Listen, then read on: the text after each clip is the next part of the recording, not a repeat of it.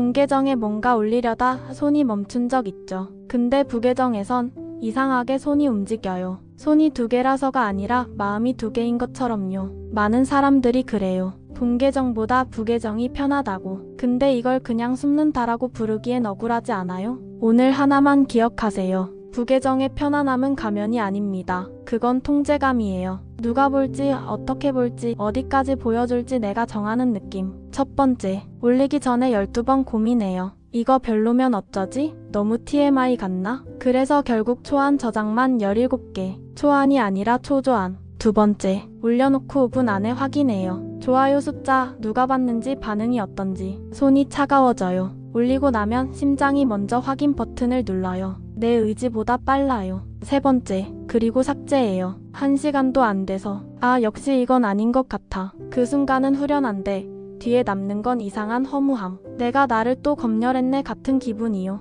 그러다가 어느 날 하나 만들어요. 팔로워 0명인 계정. 아는 사람 아무도 없는 공간. 그리고 거기에 올려요. 본 계정에선 절대 못 올릴 사진, 못 쓸 말. 근데 신기하게 편해요. 확인 안 해도 되고 삭제 충동도 안 와요. 왜냐면 거긴 사람이 아니라 상황이 조용하거든요. 근데 또 머릿속이 시끄러워져요. 나 왜 숨어야 하지? 이거 비겁한 거 아냐? 근데 있잖아요. 비겁한 게 아니라 너무 똑똑해서 피곤한 거예요. 이건 숨는 게 아니고 이상한 것도 아니에요. 오히려 꽤 합리적인 이유가 있어요. 심리학에서는 이걸 통제감 추구라고도 설명해요. 내가 어디서 누구에게 어떻게 보일지 직접 정하고 싶은 마음. 이 통제감은 크게 세 층이에요. 평가 통제, 관계 통제, 정체성 통제. 딱 3개. 하나씩 뜯어볼게요. 그리고 먼저 한마디. 이건 도망일 수도 있지만 많은 경우는 나를 지키는 장치예요. 성격 문제라기보다 불안을 줄이려는 꽤 합리적인 선택. 중요한 건 내가 왜 이러는지를 아는 거예요.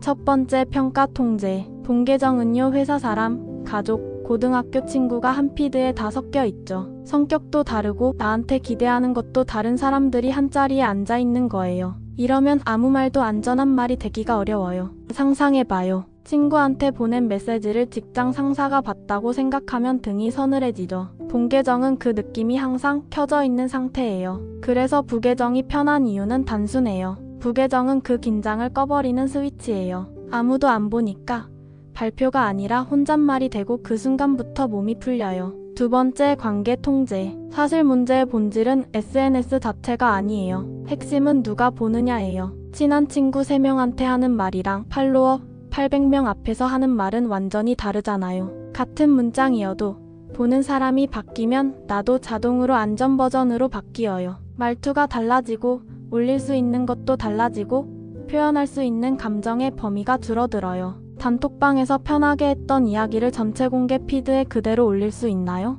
대부분은 못해요. 그게 정상이에요. 부계정은 그 관계의 범위를 내가 정하는 거예요. 이 사람만 혹은 아무도. 그러니까 부계정은 계정을 하나 더 만든 게 아니라 관계의 울타리를 다시 설계한 것이에요. 세 번째, 정체성 통제. 이게 제일 깊어요. 본 계정에는 고정된 나가 생겨요. 그동안 올린 사진, 글, 취향이 쌓이면서 나를 하나의 이미지로 굳혀버리거든요. 근데 사람은 계속 변하죠. 갑자기 전혀 다른 걸 좋아하게 되기도 하고 예전에 몰랐던 감정이 올라오기도 해요. 그런데 본 계정에선 실험이 어려워요. 갑자기 왜 저래? 같은 반응이 무섭거든요. 예를 들어 감성 사진만 올리던 사람이 갑자기 운동 일지를 올리면 어색한 건 사실 나보다 보는 사람들이에요. 그래서 부계정은 심리적 연습실이에요. 새로운 나를 꺼내보고 실패해도 괜찮고 바꿔도 괜찮은 곳. 이걸 정체성 심리학에서는 정체성 탐색이라고도 해요. 특히 20대에 더 많이 나타나는 경향이 있고 자연스럽고 건강한 과정일 수 있어요. 정리하면 부계정을 쓰는 건 예민해서가 아니에요. 그건 설계예요. 내가 편안하게 표현할 수 있는 환경을 스스로 만든 거예요. 꽤 똑똑한 자기보호 전략이죠. 근데요, 여기서 끝이면 좋겠지만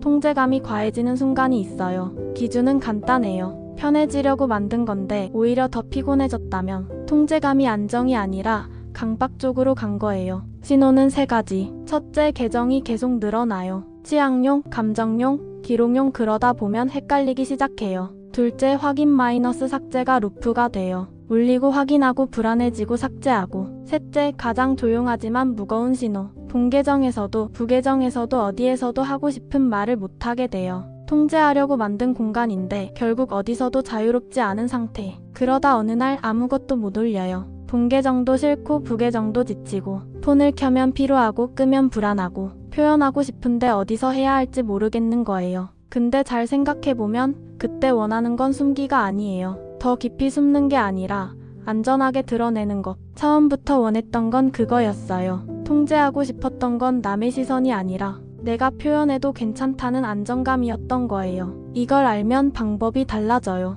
그래서 준비했어요. 부계정을 건강하게 쓰는 기준 3가지. 오늘부터 바로 할 수 있어요. 첫 번째, 부계정 목적을 하나만 정하세요. 취향 기록용인지, 감정 기록용인지, 정보 저장용인지, 일상 기록용인지 딱 하나만요. 목적이 없으면 경계가 없어지고 경계가 없으면 계정이 늘어나요. 그리고 늘수록 아이러니하게 통제감은 줄어들어요. 이 계정은 이거다 한 줄이 기준이 돼요. 두 번째, 관계 범위를 설계하세요. 이 계정은 이 사람들한테만이라는 선을 정하는 거예요. 전체 공개여도 되고 셋만 볼 수 있게 해도 되고 나만 보는 것도 괜찮아요. 핵심은 그 범위를 내가 의식적으로 정했느냐예요. 떠밀린 관계가 아니라 선택한 관계면 불안이 줄어들어요. 세 번째, 통제 규칙을 작게 만드세요. 예를 들면 이런 거예요. 확인은 하루 2번까지만. 올리고 나면 1시간은 앱 닫기. 삭제하고 싶으면 24시간 뒤에 다시 결정하기. 거창할 필요 없어요.